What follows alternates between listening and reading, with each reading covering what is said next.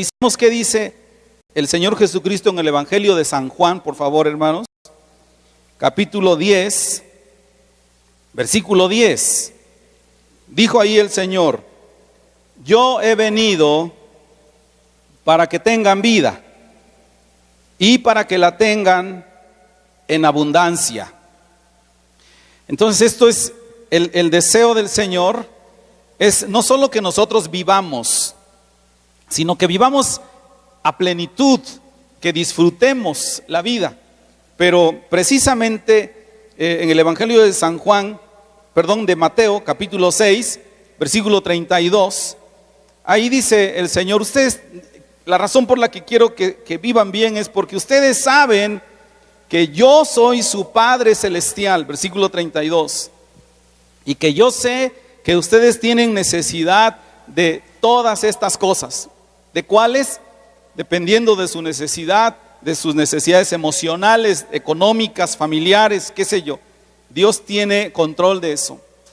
Nosotros, dependiendo de cómo nos desenvolvamos en la vida, frecuentemente vamos a ser puestos en presión para caer en el afán o la ansiedad o la depresión. Recuerde, estos están ligados. Somos objeto del enemigo. Desde el chico que tiene que presentar un examen en la prepa y entra en una ansiedad terrible. Y debemos tener mucho cuidado porque hay factores desencadenantes. Las cosas frecuentemente no vienen por sí solas. Y es ahí donde a nosotros nos tiene que caer la conciencia de saber discernir qué cosas están ligadas con qué. De modo que una situación dará origen a otra y a su vez a otra y así por el estilo. Ejemplo, si yo tengo ansiedad por las finanzas, seré una persona muy proclive a caer en codicia y avaricia.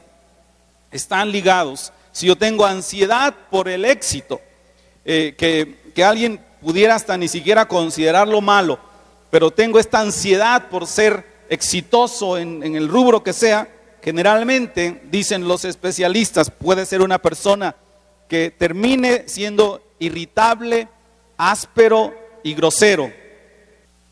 Entonces, eso dicen los especialistas. Si nosotros somos una persona que cae en ansiedad por las relaciones personales, es decir, no tengo novia o novio, mi esposo o mi esposa ha bajado su ímpetu para mí, etcétera, generalmente esa persona a la larga se transformará en alguien retraído, indiferente y falto de cariño. De lo mismo que se queja, será una persona que prodigará a otros falta de cariño. Por eso es importantísimo que nosotros vengamos a examinar cuál es la raíz de esos problemas. Hay muchos pasajes bíblicos que a mí me gustan, pero de los primeros que aprendí en mi vida cristiana y luego que me enseñaron en la escuela es Mateo capítulo 6, versículos 25 en adelante. Y quisiera leer aquí, el Señor nos habla en 4 ocasiones de la necesidad de evitar el afán, de evitar la ansiedad, evitar la preocupación excesiva por esas cosas. Primero, versículo 25, dice: yo quiero que ustedes no se afanen por su vida.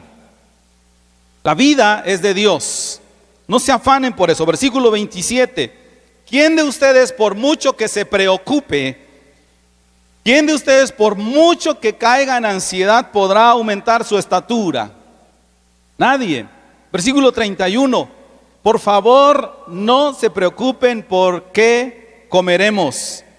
Versículo 34, por lo tanto no se angustien del día de mañana. Qué tremendo, porque todo esto que el Señor está diciendo está conectado. Nos afligimos y caemos en ansiedad por este tipo de cosas, pero el versículo 30 es fundamental porque dice: si Dios viste a la hierba que hoy está en el campo y mañana se arroja al horno, ¿no hará mucho más con ustedes, gente de poca fe? He ahí la clave. Quiere decir que la ansiedad tiene como raíz una falta de fe.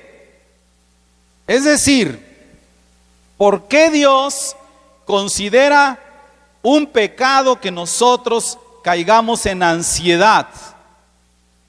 Porque por lo que dice el Señor Jesucristo aquí, todas las veces que nosotros proyectamos ansiedad o afán o preocupación excesiva, todo lo que estamos diciendo es: yo no creo en las palabras que el Señor ha dicho. ¿Somos personas de poca fe?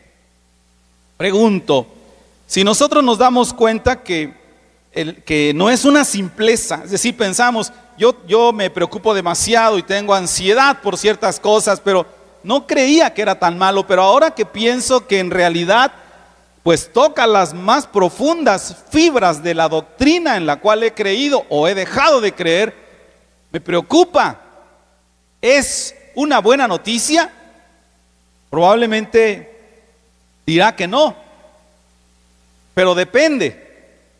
Eso sería un equivalente a que, ¿qué significaría que a usted lo lleven al médico por un dolor abdominal y el médico le examina y le dice: señor, tiene usted cáncer?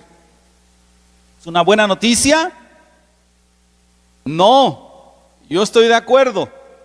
Pero, ¿qué pasa si el médico le dice: disculpe, encontramos en sus estudios que usted tiene cáncer?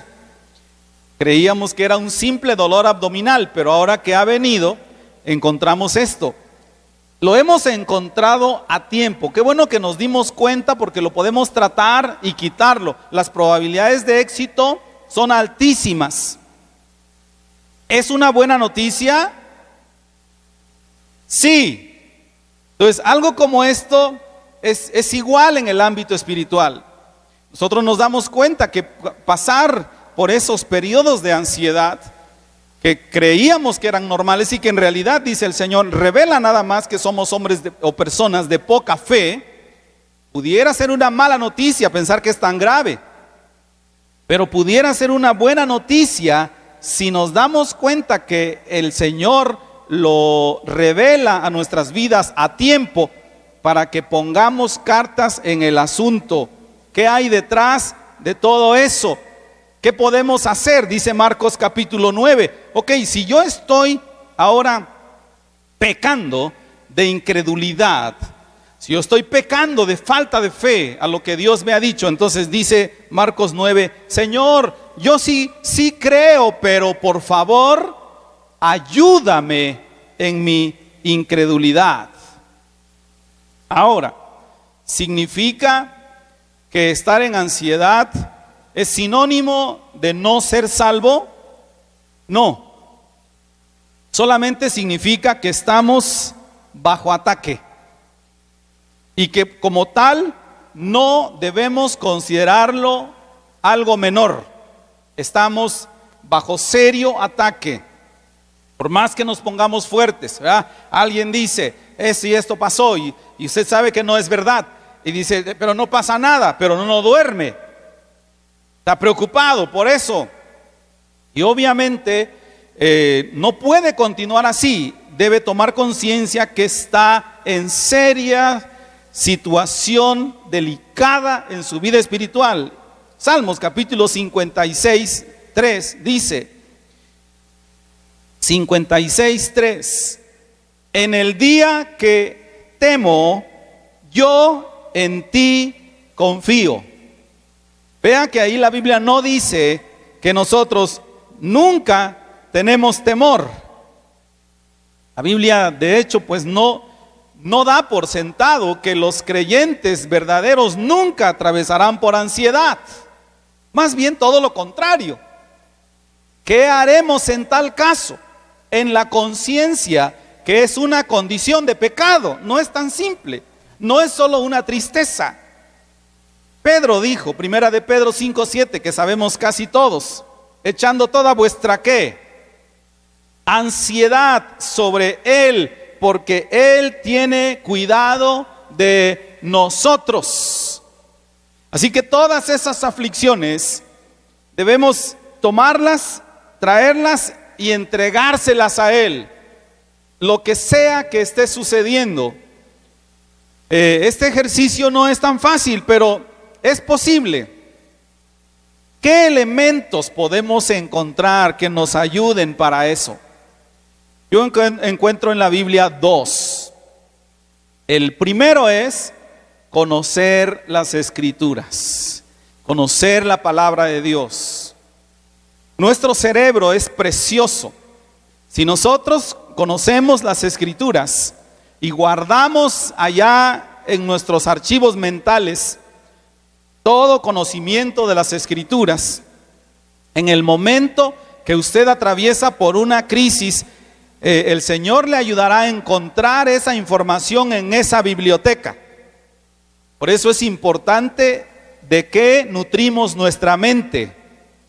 Nos nutrimos de la palabra de Dios. Y segundo, suplicar la ayuda del Espíritu Santo. El Evangelio de San Juan, dijo el Señor Jesucristo: yo ya no estoy acá, yo no me voy a quedar con ustedes, pero no se preocupen, dejaré otro consolador. Él vendrá y les ayudará. La ayuda del Espíritu Santo. Entonces, segunda a los Tesalonicenses, capítulo 2, lo dice. Vaya conmigo, verá. Segunda a los Tesalonicenses 2:13.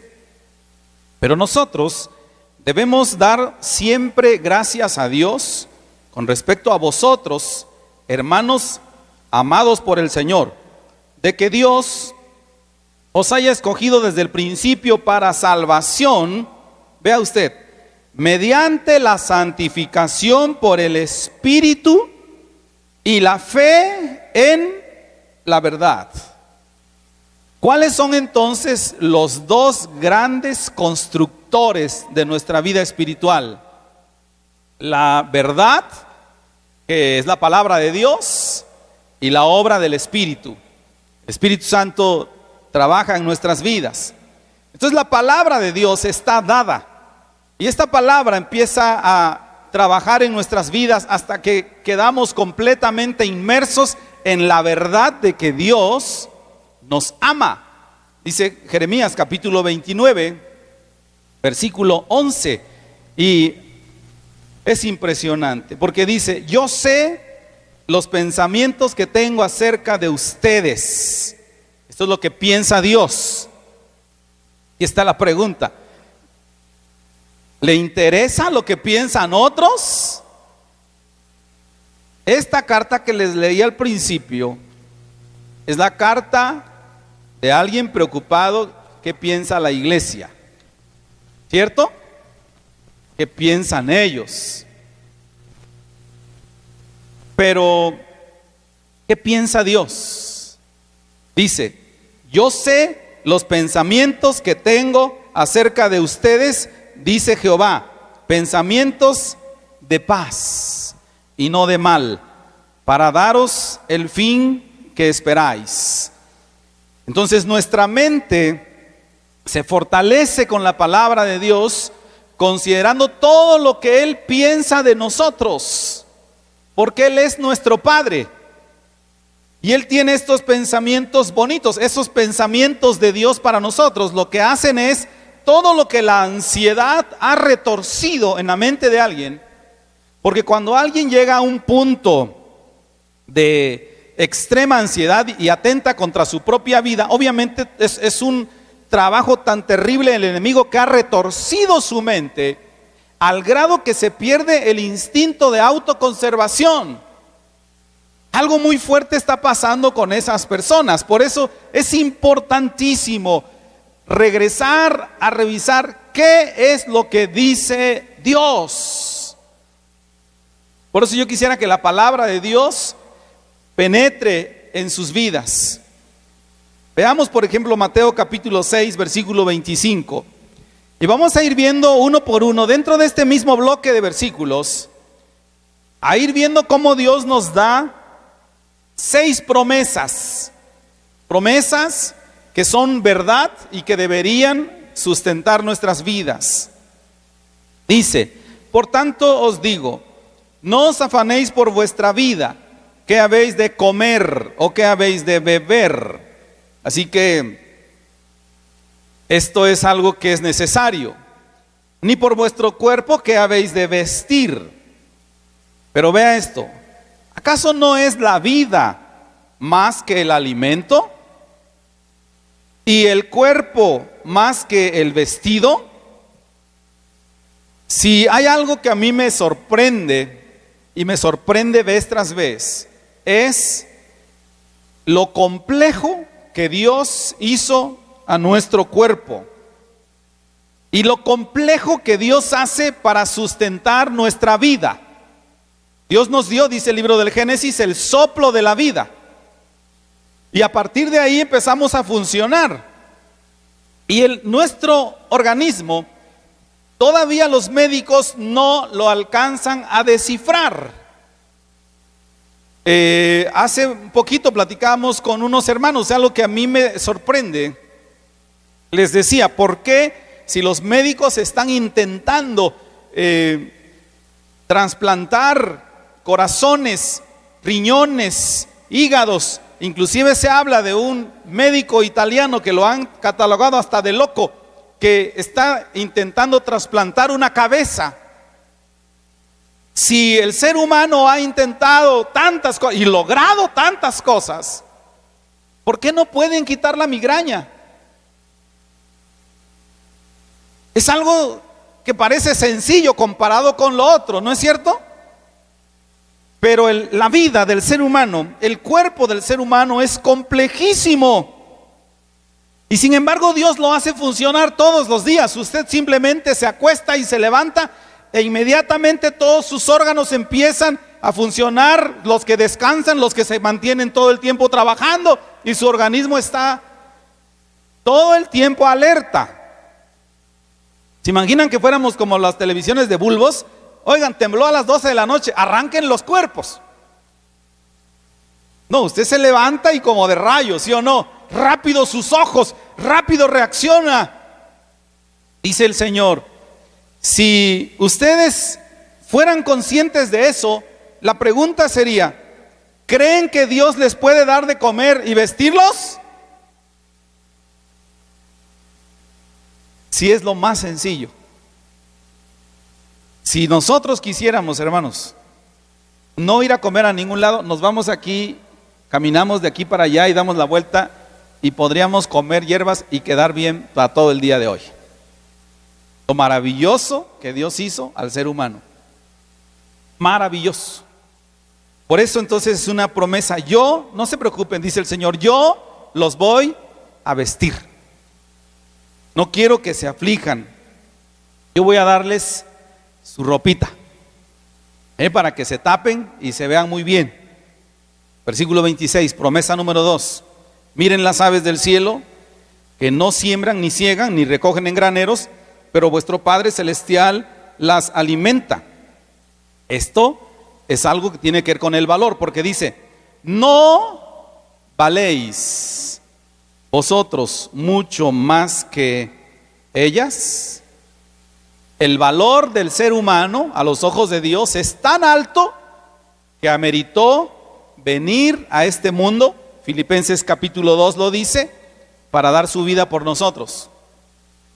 En ningún lugar usted encuentra que Dios el Padre vino para salvar a los animales y a las ballenas grises y a los tiburones blancos y a los perritos de la calle, abusados de todos los que son animalescos. ¿Saben cuál es la mayor preocupación de Dios? El ser humano, no los perros. Si en lugar de andar recogiendo perros, yo le invito a que vaya, recoja a un niño de la calle, en lugar de andar recogiendo perros. Recoja a un niño de la calle y lléveselo para su casa. ¿Ah, verdad? El valor del ser humano es enorme. ameritó todo. Es decir, el Señor pensó, ¿qué hacemos para salvar al hombre? Y Dios el Padre, Dios el Espíritu Santo y Dios el Hijo armaron un plan perfecto. Dijeron, ¿qué se requiere? Lo que se requiera, háganlo.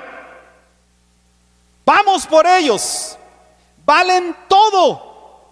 ¿No valéis vosotros mucho más que ellos?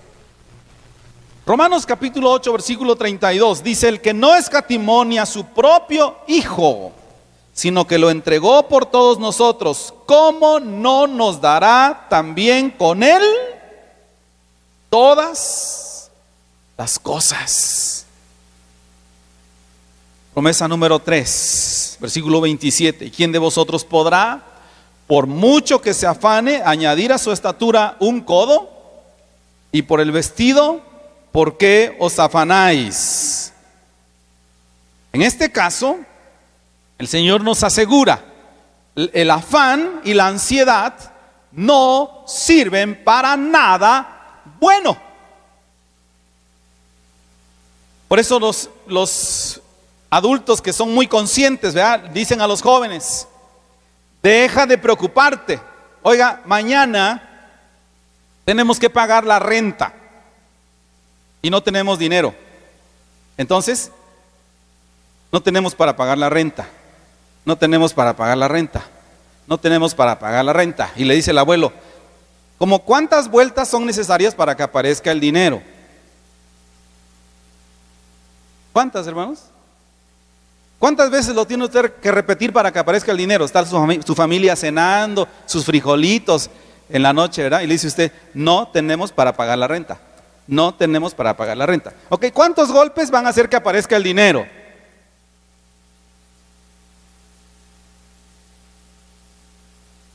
¿1 millón? El afán no sirve para nada. Absolutamente para nada. Es inútil. Por eso dice el Señor, ¿por qué os afanáis? No van a poder lograr nada. Así que lo que tiene que hacer es lo que hacía el salmista. Hablaba a sí mismo y decía, alma mía, aún tenemos que alabar al Señor. Y quizás tiene que decirle, alma mía, de nada sirve que te afanes. De nada sirve. Lo único que hará es dañarnos. Promesa 4. Consideren, versículo 28. Los lirios del campo, ¿cómo crecen? No trabajan ni hilan. Pero os digo que ni aun Salomón con toda su gloria se vistió así como uno de ellos. Esto habla de eternidad. Porque, y si la hierba del campo que hoy es y mañana se echa en el horno, esto es pasajero. Si la hierba del campo que hoy es y mañana se echa en el horno, Dios la viste así, ¿no hará mucho más a vosotros, hombres de poca fe? Las flores son preciosas. A mí me gustan, no me gustan. Me gustan los árboles, como los tulipán sorpresa que sembraron acá, son hermosos. Pero las plantas, pues todas las plantas, las flores, de lo que habla aquí el Señor, de la hierba del campo, es hermosa. El color verde ha sido identificado con vida, pero es pasajero. Aún traemos para adornar un lugar y traemos las flores y desde el momento que las trajimos empezaron a morir. Pero este pasaje aquí el Señor habla de eternidad y esa es una promesa. Ustedes son eternos. Aun cuando mueran, yo los resucitaré, dice el Señor.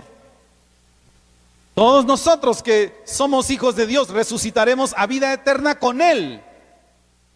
Entonces esto es lo que está diciéndonos el Señor aquí. ¿Por qué ustedes no alcanzan a ver que esas plantas que son pasajeras las cuida tanto el Señor? ¿Qué tanto hará con ustedes? ¿No hará mucho más a vosotros, hombres de poca fe? Y no solo eso, sino que el Señor nos resucitará para tener comunión con nosotros. Él desea, Él anhela tener comunión con cada uno de nosotros. Promesa número 5. No se afanen pues diciendo, ¿qué comeremos? o qué beberemos, o qué vestiremos, porque esto es identidad. Porque los gentiles buscan estas cosas, pero vuestro Padre Celestial sabe que tenéis necesidad de todas estas cosas. Hay veces que leemos tan rápido que pasamos de noche, pero no los judíos. Jesús habló que Él era hijo de Dios. ¿Y qué dijeron? Necesitamos matarte. Porque cuando tú dices que eres hijo de Dios, te haces igual a Dios. Necesitamos matarte. No te matamos por ninguna otra cosa, sino por el hecho de que te identificas con Dios, como si fuera tu papá. ¿Qué dice? Pero vuestro, ¿qué leímos? Padre, vuestro Padre Celestial sabe que tenéis necesidad de todas estas cosas. Nosotros tenemos este título más excelso que todos. Somos hijos de Dios. Y más de una vez hemos leído en la Biblia que el Señor nos ha dicho a nosotros: si ustedes, que son bien mala onda, levanta la mano aquí el que no es mala onda. Porque dijo el Señor: si ustedes siendo, ¿qué? Malos, miren cómo cuidan a sus hijos. Ya no quieren que les toque ni el aire, mejor le tapan ya no le entre aire contaminado, ¿no? Si ustedes que son bien malos cuidan a sus hijos, ¿cómo creen que los cuido yo? Ustedes son mis hijos. Nuestro Padre Celestial. Esto es un asunto de identidad. Entonces, cuando nosotros decimos el Señor nos cuida porque es nuestro Padre, nos paramos firmes en la verdad de la palabra de Dios, y el Espíritu Santo viene y lo confirma: somos hijos de Dios. No vamos a permitir que el enemigo nos abata con ansiedad. Promesa número 6: buscad primeramente el reino de Dios y su justicia, y todas estas cosas les serán añadidas. Si buscamos la causa de Dios, si nosotros hacemos el objetivo primordial de nuestras vidas, buscar la causa de Dios, todo lo que tenga que ver con el Señor se encargará de nosotros. Ahí está la promesa. El asunto está que nosotros actuamos invertido. La vida se nos ha enseñado: primero somos nosotros, y después nosotros, después los seres que más amamos, después el reino. Y eso es terrible, porque hay máximas divinas que no cambian. Si nosotros buscamos primeramente el reino de Dios y su justicia, todas las demás cosas serán añadidas. Discúlpeme, no puedo participar en las actividades del reino porque tengo mucho trabajo. Bueno, lo que dice la Biblia, cámbielo. Primero las actividades del reino, y entonces verá cómo el Señor multiplica los asuntos de su trabajo. Qué bonito es estar completamente, absolutamente involucrado en la obra de Dios. Y es impresionante ver una persona 100% deseoso de estar en las cosas de Dios, y entonces mirar cómo el Señor va empezando a cumplir su promesa. Mas buscad primeramente el reino de Dios y su justicia, todas estas cosas que usted necesita serán añadidas. Ahora el Señor no está buscando obreros de tiempo completo, Él está buscando cristianos de tiempo completo. Que nosotros vivamos para el reino de Dios en donde estamos, allá en nuestros trabajos, en donde va usted a convivir, a pasear con su familia.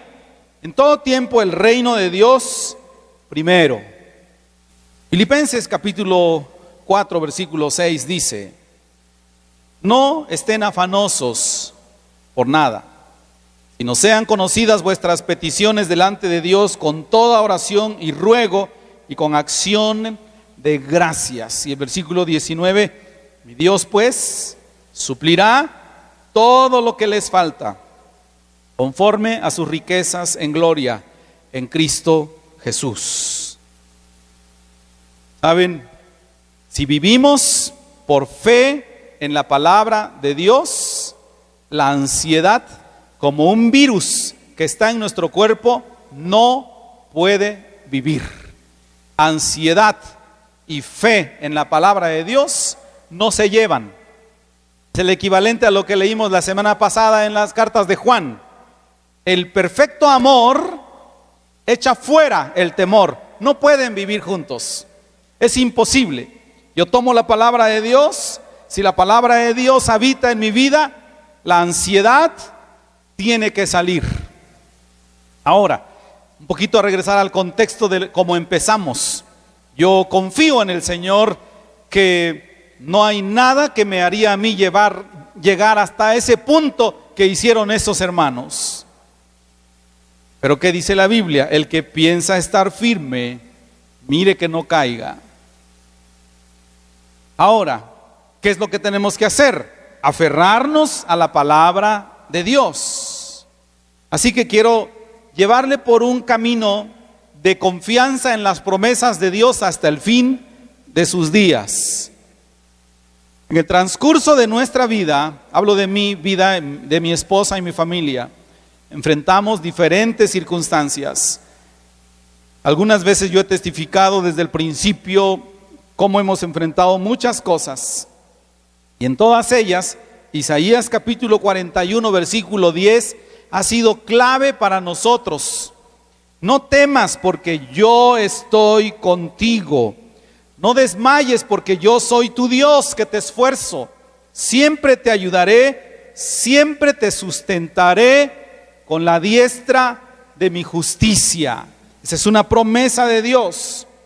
Usted enfrenta situaciones nuevas, situaciones donde piensa que no va a poder porque son nuevas, porque no tiene experiencia en ello. No tema, el Señor está de su lado. En el ministerio hay veces que yo lucho con la incredulidad, especialmente en el ámbito de que la palabra sea efectiva para la bendición de las personas. Y el enemigo viene y ataca frecuentemente con ansiedad en ese sentido, es decir, palabras vacías. Yo no creo que esto fue de bendición para nadie, pero siempre que se predica la palabra de Dios, dice el libro de Isaías 55, 11, así será mi palabra que sale de mi boca. No volverá a mí vacía, sino que hará lo que yo quiero y será prosperada en aquello para que la envíe. ¿Ve cómo Dios viene y dice, take it easy, don't worry? Eso es onda mía. Tú habla la palabra y la palabra no volverá vacía, y descansa uno en Dios. Claro, como dije, agradecemos mucho cuando alguien viene y dice, pastor, muchas gracias, pero la gran mayoría de las veces no hay nada. Así que uno no puede descansar en la gratitud de la gente, ni en el amén de la gente, sino en el poder mismo de la palabra de Dios. La palabra que se habla sale, hace lo que tiene que hacer y regresa con fruto, porque dice, no volverá a mí vacía, sino que hará aquello para que la envíe. Hay veces que me siento débil, físicamente débil. Hay veces espiritualmente débil. Son tiempos de ansiedad. No puedo permitirme el lujo de expresar públicamente mi debilidad espiritual o emocional, porque muchos descansan en que su propio líder esté firme delante de Dios. ¿Qué dice la Biblia? Segunda a los Corintios, capítulo 12, versículo 9. Pablo estaba muy preocupado y cayendo en ansiedad por un problema que él tenía. Y le dijo el Señor: bástate mi gracia, porque mi poder se perfecciona en la debilidad. Se siente débil, el Señor va a hacer la obra en medio de esa circunstancia. Hay veces que tengo que tomar decisiones muy fuertes, decisiones que tienen que ver con la vida de otras personas, y eso me produce mucha ansiedad. Algunos nos hacen el favor de decirme: lo que me diga eso hago, pero yo qué culpa tengo. Yo ni estuve cuando se originó el problema y usted me viene a decir a mí: lo que usted me diga eso hago. Y se genera una ansiedad por decisiones que no podemos comprender del todo cómo y por qué hacerlas. Salmos capítulo 32 versículo 8 es la promesa del Señor. La promesa del Señor es: te haré entender y te enseñaré el camino en que debes andar. Sobre ti fijaré mis ojos. Frecuentemente en la vida tenemos enemigos gratis. Hay personas que se levantan como enemigos para nuestras vidas simplemente porque son enemigos de la cruz. Generalmente alguien que está enemigo de la cruz, hermanos, pues no va a decir cosas bonitas de nosotros, va a decir lo peor que se puede imaginar. Es como la gente que se está muriendo y dicen: pues por lo menos me llevo a 4 conmigo. Solo que a la gente le falta la sensatez para escuchar a esos enemigos opositores de la cruz.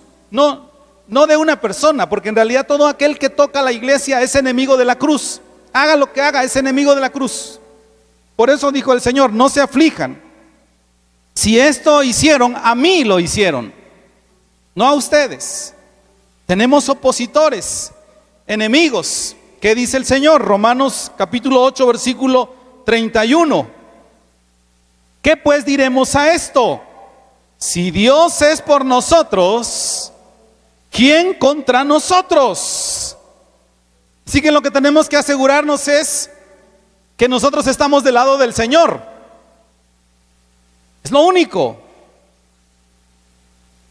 Y muchas veces, cuando nosotros somos responsables, sea de una empresa o de una familia, de alguien, al menos de una persona, si solo vive con una persona, nos causa ansiedad el bienestar de esas personas. Y ahí entra Mateo capítulo 7, versículo 11. ¿Cuánto más nuestro Padre que está en los cielos les dará cosas buenas? ¿A quiénes? A los que se las pidan. Señor, mi familia, pídelo y espera.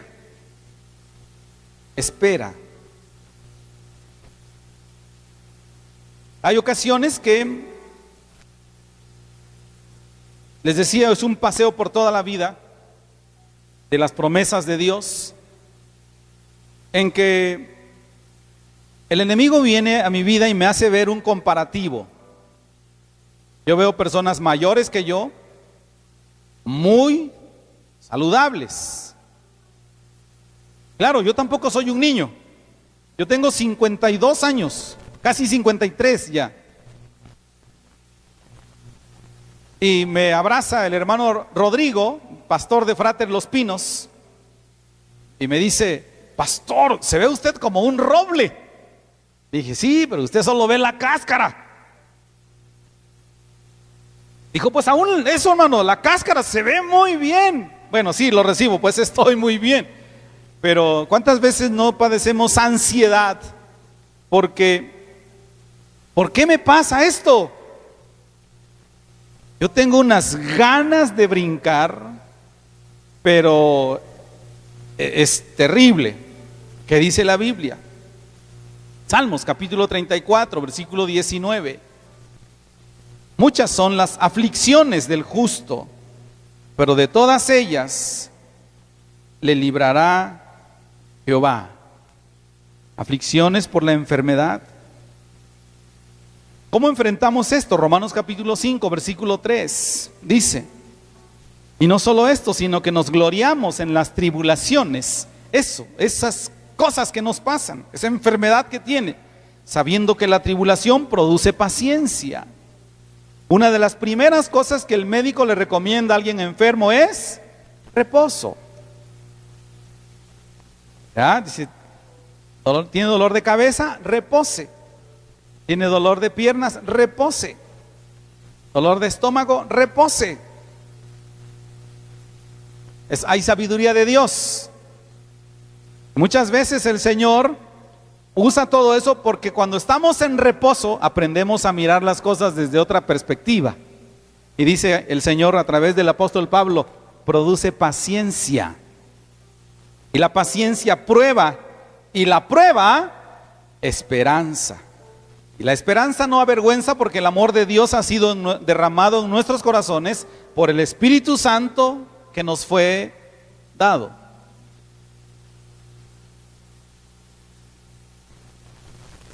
Y por último, ¿quién no se preocupa porque está envejeciendo? Ahora miramos a los jóvenes tan bellos, ¿no? Los jóvenes creen que son feos. Chamacos estos. Si supieran lo hermosos que son, lo hermoso que es ser joven, la fuerza de la juventud, la gloria de los jóvenes.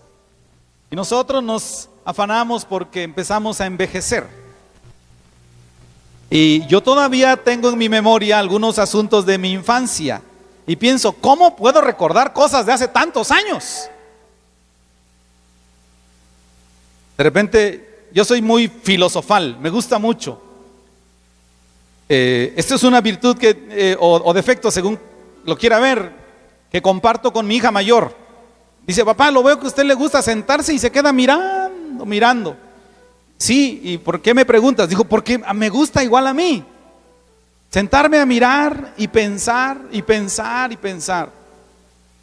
Y filosofamos acerca de la vida. ¿Cuántas oportunidades ya no tenemos porque no tenemos la capacidad de regresar el tiempo? Tremendo es envejecer. Y aquí hay varios que son compañeros de ansiedad.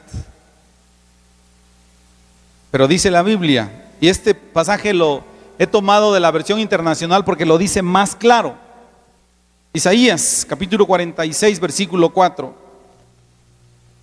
Isaías 46, 4. Aún en la vejez, cuando ya peinen canas, yo seré el mismo y los sostendré igual. Yo los hice y cuidaré de ustedes. Los sostendré y los libraré. Estaré con ustedes aun cuando estén ancianos. Fuera la ansiedad. Sí, podemos ser unos viejitos felices. Amén. Y decimos, pues ahora ya no podemos correr, pero podemos caminar. Que ya tampoco eso. Bueno, podemos montar en un carro y seguirlos. Si no, podemos esperarlos pacientemente acá en lo que vuelven. Pero fuera la ansiedad. Y si me muero, ay Dios, ¿qué pasaría si me muero? Tuvimos una reunión con un grupo de profesionales de la administración hace apenas 2 o 3 días y hablábamos de eso.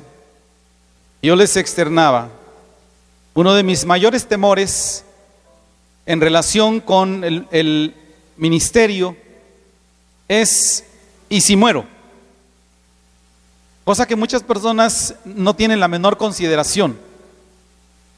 Si yo muero, eso les comenté a los hermanos, a las personas con quienes hablamos, por lo menos 45 personas que trabajan conmigo no tendrían trabajo. Yo soy responsable por eso. Yo tengo que creer por el salario de esas personas. ¿Qué pasaría si muero y provoca ansiedad? Tengo que estar bien, tengo que estar bien, tengo que estar bien. Debo seguir adelante, debo mantenerme firme. Pero ¿saben qué, hermanos? Romanos capítulo 14 habla de esto. Hacer morir esa ansiedad. Porque dice, versículo 7, ninguno de nosotros vive para sí, y ninguno muere para sí. Pues si vivimos, para el Señor vivimos, y si morimos, para el Señor morimos. Así pues, sea que vivamos o que muramos, del Señor somos. Porque Cristo para esto murió y resucitó y volvió a vivir, para ser Señor, así de los muertos como de los que viven. Como usted se da cuenta, al pasar 52 años, que se dicen pronto, pero se viven de un modo muy complejo, hemos aprendido, sin embargo, a descansar en Dios. Como quisiera que cada persona aprenda a descansar en Dios para no tener que escribir nunca una carta de estas. De todos modos, el ejemplo de nuestro Señor Jesucristo fue así. Había cantidad de personas deseosos de hacerlo desaparecer, pero se mantuvo firme. Necesitamos hacer guerra, hermanos, no contra las personas, sino contra nuestra incredulidad. ¿Acaso no saben que Dios hará cosas poderosas con ustedes, hombres de poca fe? El Señor quiere que mantengamos nuestros ojos fijos en su persona y en sus recursos. Los recursos del Señor son inagotables. Descansemos en Él. Él, de hecho, dice Filipenses que vino, dejó todo lo que estaba en la gloria y vino para rescatar, para salvar. Mateo también habla de esto, lo que se había perdido. Y dijo en Juan, porque quería que tuvieran vida, pero no cualquier vida, sino vida en abundancia. Estén bien. Que la ansiedad, ahora, la ansiedad podrá tocar sus puertas, todo el tiempo, como dije, por todo lo que hemos hablado, va a venir y va a tocar sus puertas, pero usted, parado en la palabra de Dios, dice no. Yo no permito que la ansiedad se estacione en mi vida. Mi confianza es Dios. Dios, su palabra y sus promesas es nuestra confianza. Quiero invitarlo que ahí en su lugar incline su rostro y oremos y se lo diga usted al Señor. Señor, confío en ti. No más ansiedad. Vendrán todos los días las oportunidades de estar ansiosos y afanados y turbados. Pero en el nombre de Jesús cerraremos las puertas. En el nombre de Jesús nos paramos firmes en su palabra. En el nombre de Jesús. Y todo ataque del enemigo, toda insinuación del enemigo, toda intención del enemigo es cancelada en el nombre de Jesús.